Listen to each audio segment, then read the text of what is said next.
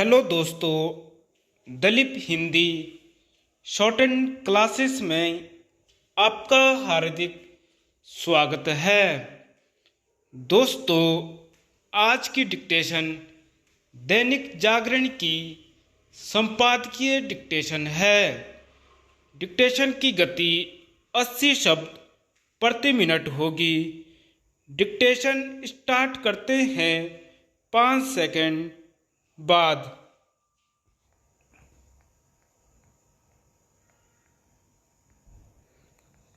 भारत की खरी खरी।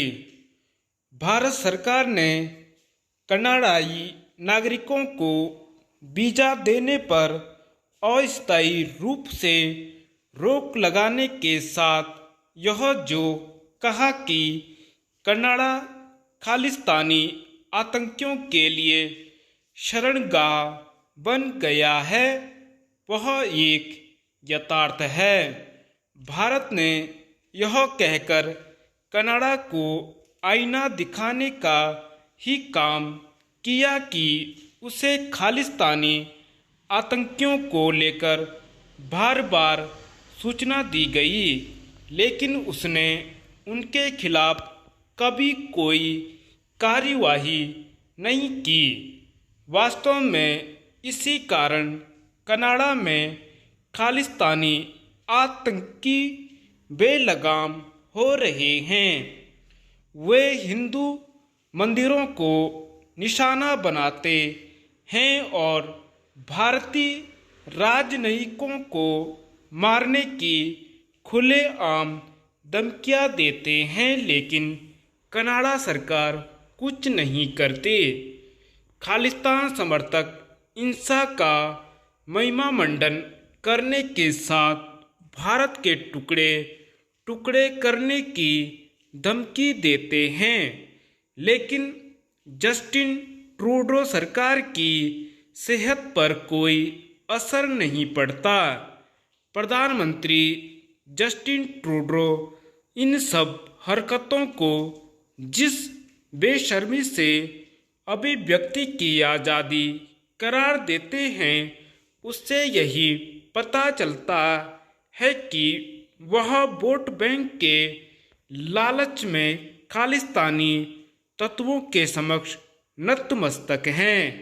यह ठीक है कि वह कनाडा में बसे सिखों को अपने लिए एक बड़ा वोट बैंक मानते हैं, लेकिन उन्हें यह पता होना चाहिए कि मुट्ठी भर सिख ही खालिस्तान समर्थक हैं।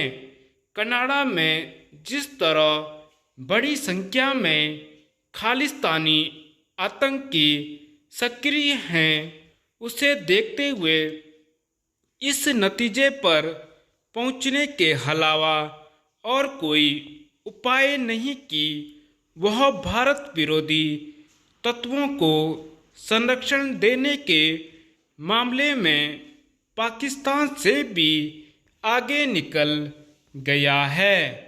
कनाडा में खालिस्तानी आतंकियों के साथ भारत से भागे कई गैंगस्टरों को भी पनाह मिली हुई है।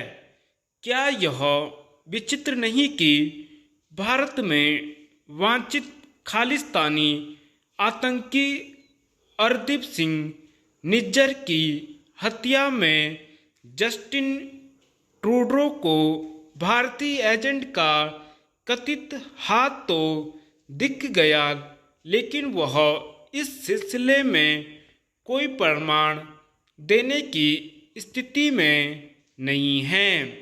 बिना प्रमाण उन्होंने भारत पर अनर्गल आरोप लगाकर अपने यहाँ के खालिस्तानियों को भले ही कुछ कर दिया हो, लेकिन वह अपनी फजीयत करा बैठे हैं। इसकी अनदेखी नहीं की जा सकती कि इस मामले में उन्हें पश्चिमी देशों से वैसा समर्थन नहीं मिला जैसा वह चाह रहे थे। यदि उनके पास कोई ठोस प्रमाण है तो उन्होंने वे भारत को क्यों नहीं दिए। जस्टिन ट्रूडो इससे अच्छी तरह परिचित हैं कि कनाडा में खालिस्तानियों के कई गुट हैं और वे एक दूसरे पर हमले करते रहते हैं।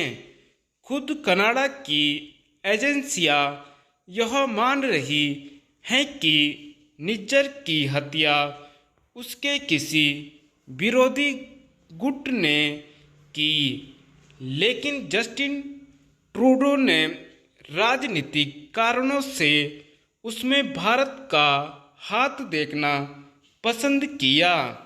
ऐसा लगता है कि उन्होंने भारत को हल्के में ले लिया और यह भूल गए कि नरेंद्र मोदी के नेतृत्व वाला भारत बदल गया है और अब वह किसी भी देश की भेजा बात सुनने के लिए तैयार नहीं। उन्हें भारत से खरी खोटी सुनने को मिल रही तो इसके लिए वह स्वयं जिम्मेदार हैं। धन्यवाद।